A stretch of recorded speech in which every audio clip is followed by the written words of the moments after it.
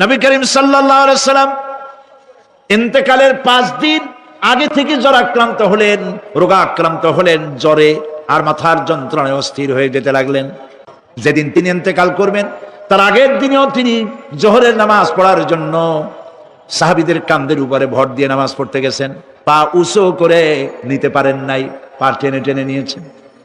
তিনি সেখানে খুতবা দিলেন, বললেন, ও আমার উম্মতেরা, এই পৃথিবীতে আল্লাহ রাব্বুল আলামিন তার এক বান্দাকে পৃথিবীর সব জাগতিক সম্পদ দিতে চেয়েছিলেন, কিন্তু সেই বান্দা সব জাগতিক সম্পদকে উপেক্ষা করে আল্লাহর সঙ্গে দিদার করা বেশি পছন্দ করেছেন। কেউ কিছুই বুঝলো না। হযরত আবু বকর রাদিয়াল্লাহু তাআলা আনহু খুব কাঁদতে লাগলেন।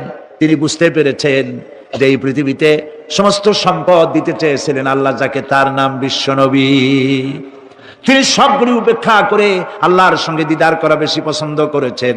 আমরা অতি তাড়াতাড়ি নবীজি থেকে নবীর এতিম হয়ে যাব। পরের দিন ইশার নামাজের রক্ত হলো, আজান হয়ে গেল, মসজিদে মুসল্লিরা ভরে গেছে, সাহাবায়ে কেরাম সব এসে গেছেন। হুজুরের জন্য বহুক্ষণ অপেক্ষা করার পর হযরতে আবু বকর রাদিয়াল্লাহু তাআলা আনহু তিনি ইমামতির জায়গায় দাঁড়ায় গেছেন। নবীজি বেহুশ অবস্থায় ছিলেন ঘরের মধ্যে। হুশ আসার পর তিনি হযরত আয়েশাকে বললেন, আয়েশা, মসজিদে নববীতে এখন কি হতেছে? তিনি বললেন, নামাজ হচ্ছে। লোকেরা আপনার অপেক্ষা করেছে, কিন্তু আপনাকে না পাইয়া দীর্ঘক্ষণ অপেক্ষা করার পর আপনাকে না পেয়ে আমার বাবার ইমামতিতে তারা নামাজ পড়তেছে, কিন্তু মুসল্লিদের মধ্যে কান্নার রোল পড়ে গিয়েছে। তাদের ধারণা হয়েছে নবীজির জায়নামাজে যখন হযরত আবু বকর দাঁড়ায় গেছে, নবীজির পিছনে নামাজ পড়া আর আমাদের কিসমতে হবে না। নবীজি বলছেন, আয়েশা রে, মসজিদে নববীর দিকের দরজাটা খুলে দাও, আমি নামাজের দৃশ্য দেখতে চাই। দরজা খুলে দেওয়া হলো। নবীজি কোন রকম মাথা উঁচু করে মসজিদে নববীতে নামাজের দৃশ্য নিজে অবলোকন করে আবার শুয়ে পড়লেন। হযরত আয়েশা লক্ষ্য করে দেখেন নবীজির চোখের পানি দিয়ে কোনা দিয়া পানি বেয়ে বেয়ে পড়ছে। হযরত আয়েশা প্রশ্ন করলেন, ইয়া রাসূলুল্লাহ, নামাজের দৃশ্য দেখি কাঁদছেন কেন? হুজুর বলেন, আয়েশা রে, এটা কোনো দুঃখের পানি নয়, আমি কাঁদতেছি এই জন্যে, এই নামাজের জামাত কায়েমের জন্য তায়েফের ময়দানে অনেক রক্ত ঝরেছে, আবার উহুদের ময়দানে দান দান শহীদ হয়েছে, সাহাবায়ে কেরাম জীবন দিয়েছে। আজ আমি দেখতে পেলাম আমার উম্মতেরা জামাতে নামাজ পড়ছে। আমার ধারণা হলো ভবিষ্যতে কিয়ামত পর্যন্ত আমার উম্মতেরা এইভাবে জামাত বন্দী হয়ে নামাজ আদায় করবে। নবীজি আবার বেহুশ হয়ে পড়লেন। মসজিদে নববী থেকে আজ আর কেউ বাড়ি যায় না, সবাই কান্দে। আজ রাত বোধহয় নবীজি কাটাবেন না। মেয়েরা কাঁদতেছে, সাহাবায়ে কেরাম কাঁদতেছেন, আজওয়াজে মুতাহারাত তারা কাঁদতেছে। নবীজির আবার হুশ হলো, তাকায় দেখেন ঘরের মধ্যে কান্নাকাটি, মসজিদে নববীতে কান্নাকাটি। সব থেকে বেশি কাঁদতেছেন মা ফাতেমা। নবীজি হযরত ফাতেমার কান্না দেখে ইশারা করলেন, কাছে আয়।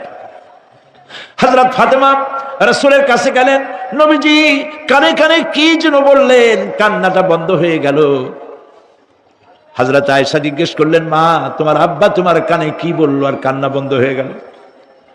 হযরত ফাতেমা বলে, আম্মাজি, আমার আব্বা আমাকে বললেন, মা ফাতিমা, তোমার কান্না আমার বরদাস্ত হয় না, কেঁদো না, আমি মৃত্যুর পরে সকলের আগে তোমার সাথে আমার দেখা হয়ে যাবে। হযরত ফাতেমা বলছেন, আম্মাজি, আমি বুঝতে পেরেছি আমার আব্বার এই কথার অর্থ কি।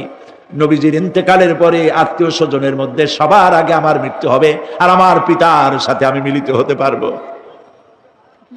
রাত যখন শেষ হয়ে এলো, নবীজির হুঁশ হয়েছে। তাকায় দেখেন হযরত জিবরাইল দাঁড়ানো।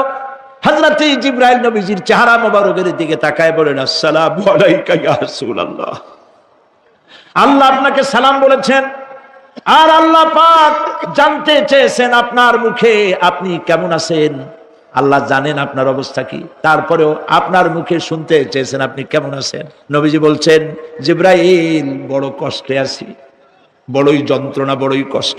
হযরতে জিবরাইল বলছেন, ইয়া রাসূলুল্লাহ, আজকে এক নতুন ফেরেশতা আমি সাথে করে নিয়ে এসেছি। এই ফেরেশতা পৃথিবীর কোন নবী অথবা কোন মানুষের কাছে যাওয়ার জন্য অনুমতি চায় না, আজ আপনার কাছে অনুমতি ভিক্ষা চায় কাছে আসার জন্য। ওই ফেরেশতার নাম হচ্ছে মালাকুল মউত। হযরতে মালাকুল মউত বলেন, ইয়া রাসূলুল্লাহ, এই পৃথিবীতে আদম আলাইহিস সালাম থেকে নিয়ে পর্যন্ত কোন মানুষের জান কবজের জন্য আমার অনুমতি চাওয়া লাগে নাই, আর কোনোদিন লাগবে না। আজ আমি আসার সময় আল্লাহ বলেছেন আপনার জান কবজের জন্য আমি যেন আপনার কাছে অনুমতি ভিক্ষা চাই। নবীজি বলছেন, আমি যদি অনুমতি না দেই তো কি হবে? হযরতে মালাকুল মউত বলছেন, ইয়া রাসূলুল্লাহ, অনুমতি যদি না দেন আমি ফেরত চলে যাব, আমাকে সেভাবেই বলা হয়েছে। হযরতে জিবরাইল বলেন, ইয়া রাসূলুল্লাহ, হে আল্লাহ রাব্বুল আলামিন আপনার দিদারের ইন্তজার করতেছে। নবীজি বলছেন, মালাকুল মউত, তুমি জান কবজের কাজ শুরু করো। মালাকুল মউত যখন কাছে এসেছে, রাসূল জিজ্ঞেস করলেন, আয়েশা, ঘরে যে কয়েক টুকরা স্বর্ণ ছিল সেগুলোর কি অবস্থা? ছোট ছোট 6 টুকরা স্বর্ণ ছিল। হযরত আয়েশা বলছেন, হুজুর আমি এগুলো রেখে দিছি। হুজুর বলছেন, না, রাখতে পারবে না, আমার ইন্তেকালের আগে খয়রাত করে দাও। মুহাম্মদ সাল্লাল্লাহু আলাইহি ওয়াসাল্লাম আল্লাহর কাছে অবস্থায় উঠবে না যে তার ঘরের ভিতরে সোনা ছিল, দিয়ে দাও, খয়রাত করে দিয়ে দাও। হযরতে মালাকুল মউত রাসূলের জান কবজ শুরু করে দিলেন। রাসূলুল্লাহ জীবনের শেষ কথা বললেন, আসসালাত আসসালাত ওয়া মা মালাকাত আইমানুকুম। আমার উম্মতেরা, বিদায় লগ্নে বলে গেলাম, নামাজ নামাজ নামাজ ছেড়ে দিও না। প্রিয় ভাইরা, নবী করিম সাল্লাল্লাহু আলাইহি ওয়াসাল্লাম জীবনের শেষ কথা বলে গেছেন নামাজ।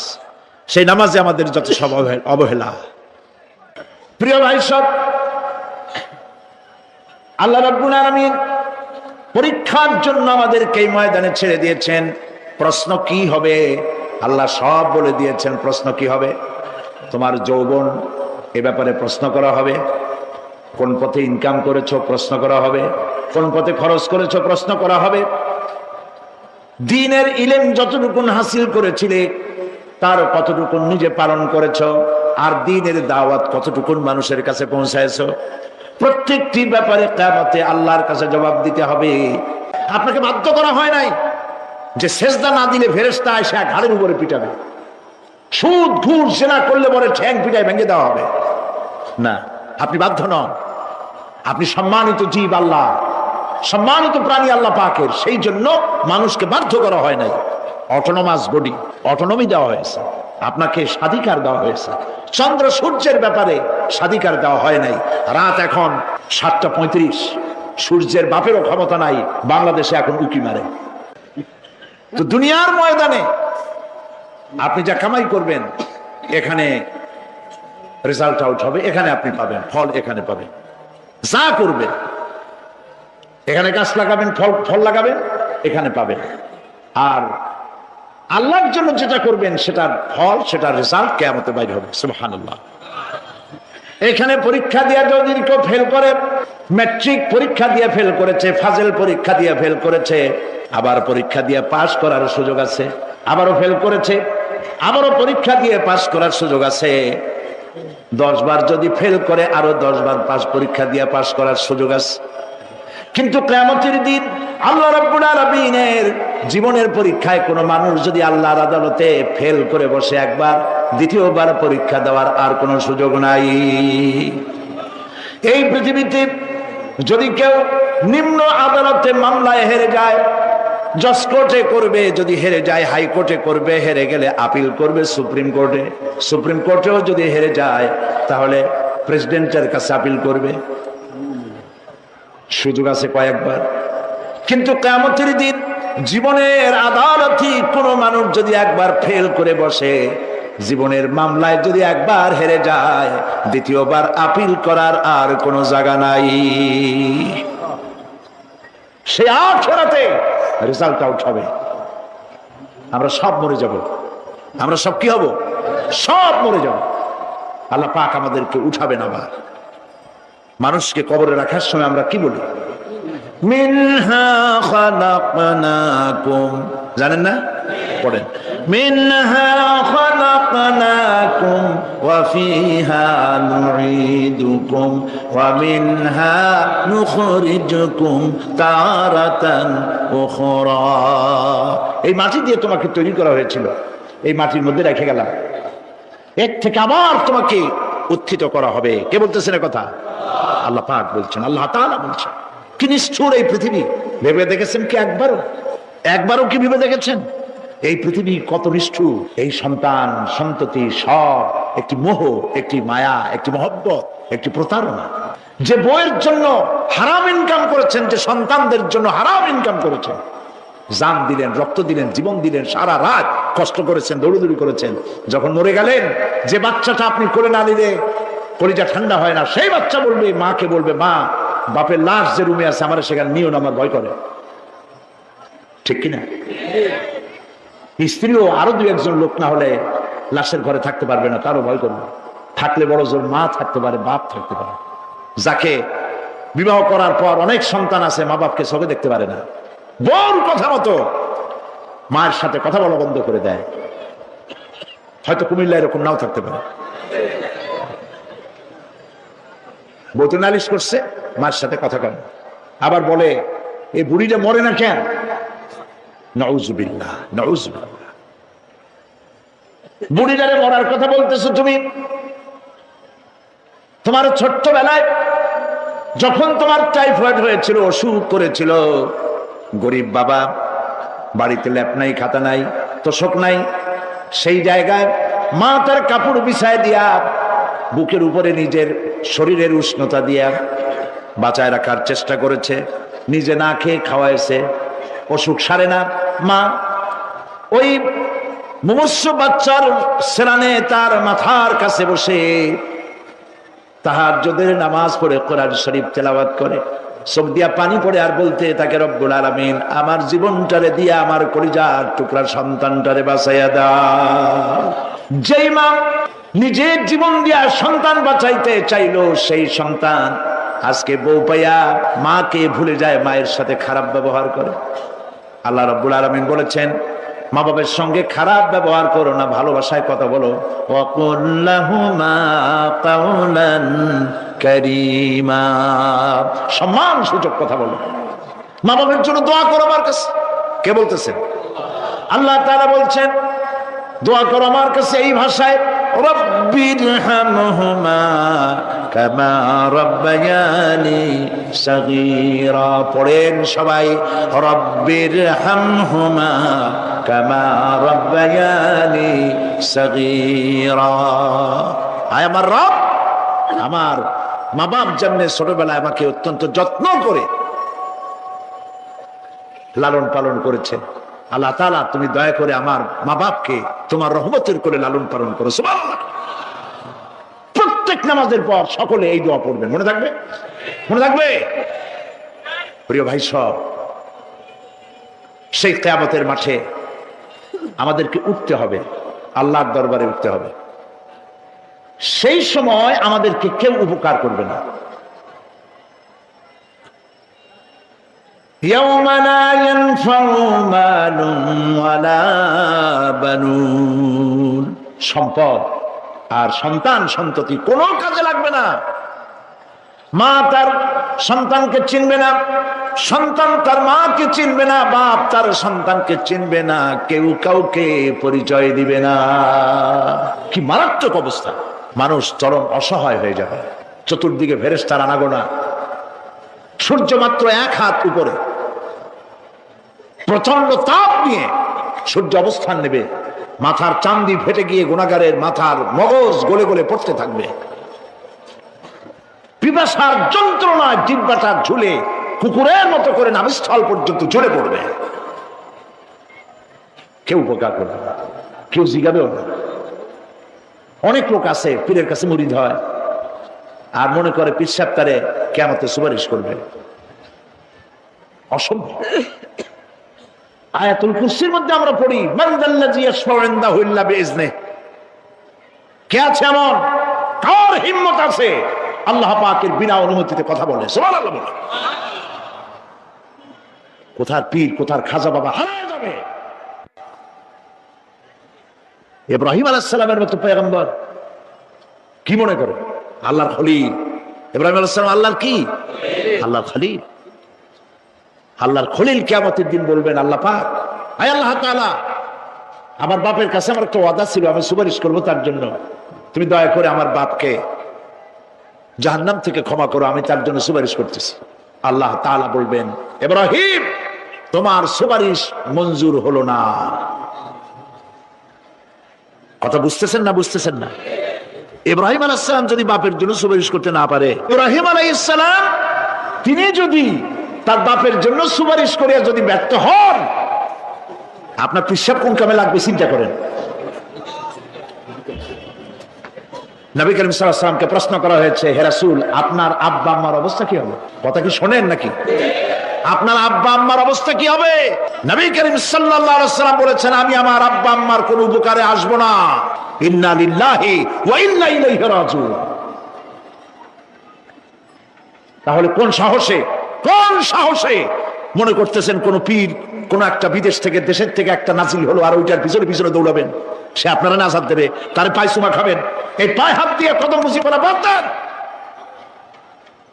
টাকা ইনকাম করার জন্য মানুষকে ভুল পথে পরিচালিত করছে অনেক পীর আছে না? খালি মানুষে টাকা দেয়, জামায় অনেক পকেট, খালি টাকা নেয় সমানে ঢুকাইতে থাকে চতুর্দিক দিয়ে, বাইরে বোঝার উপায় নাই। কিন্তু অনেক পীর আছে এমন, ঢাকা শহরে বড় বড় মার্কেটের মালিক, আমি জানি বড় বড় মার্কেটের মালিক, বিরাট ব্যবসায়ী, জামা পরিষ্কার করে না 2 মাসেও, মানুষকে দেখাবার জন্য গামছাটা নাকের কাছে ধরে ফট ফট করে আওয়াজ করে, মনে হয় যেন কাঁদতেছে। আজ বিশাল হাবিজাবি জিকির শিখায়, লা ইলাহা কতক্ষণ, ইল্লাল্লাহ কতক্ষণ, আল্লাহ আল্লাহ কতক্ষণ, কোথায় পাইছো? ইল্লাল্লাহ ইল্লাল্লাহ কিসের জিকির? ইল্লাল্লাহ মানে কি? আল্লাহ ছাড়া, আল্লাহ ছাড়া, আল্লাহ ছাড়া, আল্লাহ ছাড়া কি? কাজী রাসূলুল্লাহ যা করেন এগুলি বেদাত। এই সব পীরের পাশে যাবেন না, মনে থাকবে।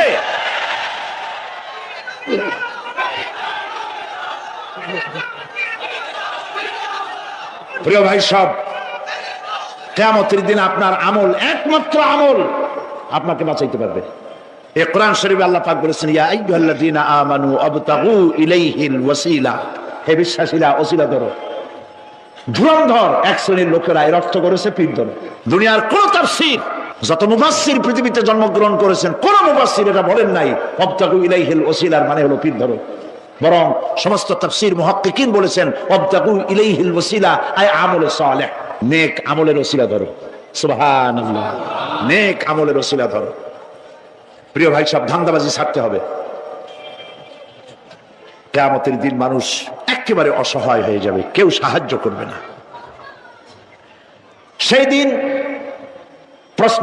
প্রশ্নপত্র সামনে আসবে, আমলনামাগুলি বেঈমানের পিছন দিক থেকে বাম হাতে আসবে, আর ইমানদারের সামনে থেকে ডান হাতে আসবে। আমলনামা হাতে পাওয়ার সঙ্গে সঙ্গে বেঈমান বুঝে ফেলবে তার জায়গা কোথায়। আপনি আমি কেমনে সৃষ্টি হয়েছি? আল্লাহ পাক কোরআনের ভিতরে বলেছেন, ইন্না খালাকনাকুম মিন তুরাবিন সুম্মা মিন নুতফাতিন সুম্মা মিন আলাকাতিন সুম্মা মিন মুদগা। নিষ্প্রাণ মাটি দিয়ে তোমাকে উৎপন্ন করা হয়েছে, নিষ্প্রাণ মাটি উপাদান দিয়ে তোমাকে তৈরি করা হলো। মায়ের পেটের ভিতরে এক ফোঁটা নাপাক পানি জমাট রক্তে পরিণত হয়ে গেল, জমাট রক্ত আস্তে করে গোস্ত পিণ্ড হলো, গোস্ত পিণ্ডকে সুন্দর করে সাজায়া হাড্ডি গুড্ডি বানায়া স্ট্রাকচার তৈরি করে তার উপরে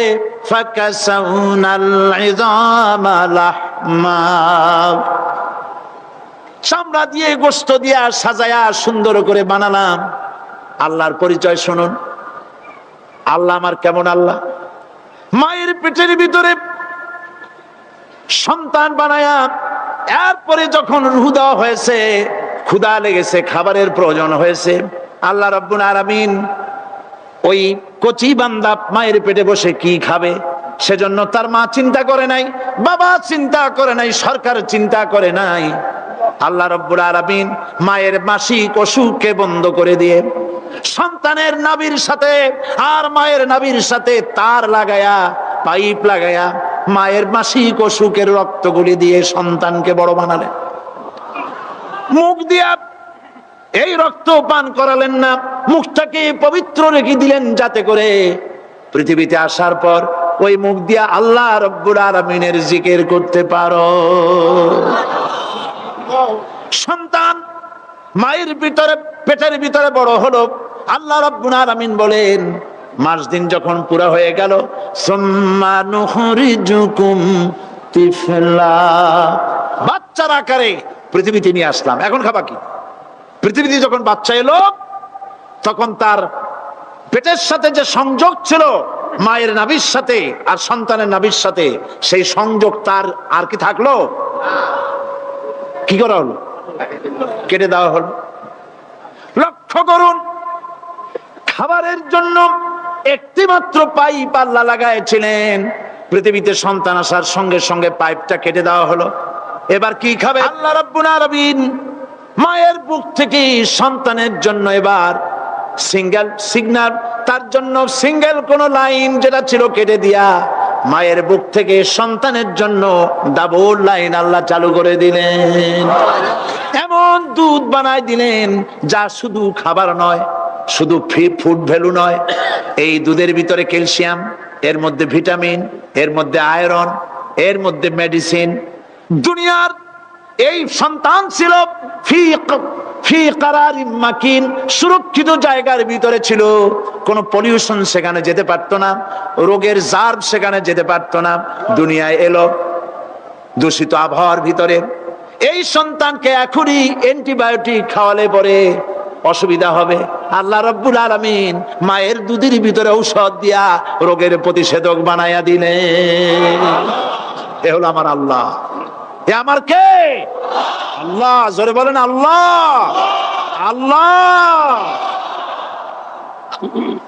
আল্লাহ রাব্বুল আলামিন মায়ের দুধ দিয়ে সন্তানকে বড় করলেন আর শোনায় দিলেন, খবরদার এই মায়ের সাথে, এই বাপের সাথে নাফরমানি করবি না। মা বাপের জন্য আমার কাছে দোয়া করবে, রব্বির হামহুমা কামা রাব্বায়ানি সগীরা। সবাই পড়েন আমার সাথে, রব্বির হামহুমা কামা রাব্বায়ানি সগীরা। আল্লাহ পাক শিখাই দিলেন বান্দারে আমার কাছে দোয়া করায়, আল্লাহ আমার মা বাপ আমাকে ছোটবেলায় যেভাবে স্নেহের কোলে লালন পালন করেছে, এইভাবে আমার মা বাপদের তোমার রহমতের কোলে লালন পালন করো। মনে থাকবে ভাইরা? বলেন মনে থাকবে? প্রত্যেক নামাজের পরে মা বাবার জন্য দোয়া করবেন, বেঁচে থাকুক আর মরে যাক, দোয়া করবেনই। মনে থাকবে? রব্বির হামহুমা কামা রাব্বায়ানি সগীরা। আবার পড়েন, রব্বির হামহুমা কামা রাব্বায়ানি সগীরা। আল্লাহ পাক মায়ের মর্যাদা এত বাড়াইছেন, সাহাবী প্রশ্ন করেছে, ইয়া রাসূলুল্লাহ খেদমত করব কার? হুজুর বলেন তোমার মায়ের, তারপরে কার? তোমার মায়ের, তারপরে কার? তোমার মায়ের, তারপরে কার? তোমার পিতার। বাপের চাইতে মায়ের মর্যাদা আল্লাহ 3 গুণ বাড়াইয়া দিলেন, 3 গুণ বৃদ্ধি করে দিলেন। হাদিস শরীফে এসেছে, হযরত আবী হুরায়রা রাদিয়াল্লাহু তাআলা আনহু রাসূলের কাছে এসে রাতের বেলায় কাঁদতেছিলেন। হুজুর প্রশ্ন করলেন, আবু হুরায়রা কাঁদো কেন? হযরত আবু হুরায়রা বলছেন, হুজুর মা আমাকে মেরেছে। তিনি প্রশ্ন করলেন, আচ্ছা মা তোমার মারলো কেন? তুমি কি কোনো বেয়াদবি করছো? তিনি বললেন না। তবে মারলো কেন? হযরত আবু হুরায়রা বলেন, ইয়া রাসূলুল্লাহ আপনার খেদমত থেকে বাড়ি ফিরতে আমার দেরি হয়ে গিয়েছিল। গভীর রাত্রে যখন বাড়ি গেছি, মা আমাকে প্রশ্ন করলেন, বাবা দেরি হলো কেন, কোথায় ছিলি? তাম পৃথিবীর মানুষ যেই কদম মোবারক চুমু দিতে পারলে ধন্য হয়ে যায়, সেই আখিরি জামানার পয়গম্বর নবী মুহাম্মদ রাসূলুল্লাহ সাল্লাল্লাহু আলাইহি সাল্লামের দরবার থেকে আসতে আমার দেরি হয়ে গেছে। ইয়া রাসূলুল্লাহ আমার মা আপনার নাম শুনে তার গা জ্বলে উঠলো, তিনি কাফের মুশরিকা। আপনার নাম শুনে অগ্নি শর্মা হয়ে আমাকে ধরে পিটানো আরম্ভ করলেন আর বললেন, আবু হুরায়রা হয় মুহাম্মদ সাল্লাল্লাহু আলাইহি সাল্লামের বাড়ি ছাড়বি, নইলে আমার বাড়ি ছাড়বি, কি করবি বল?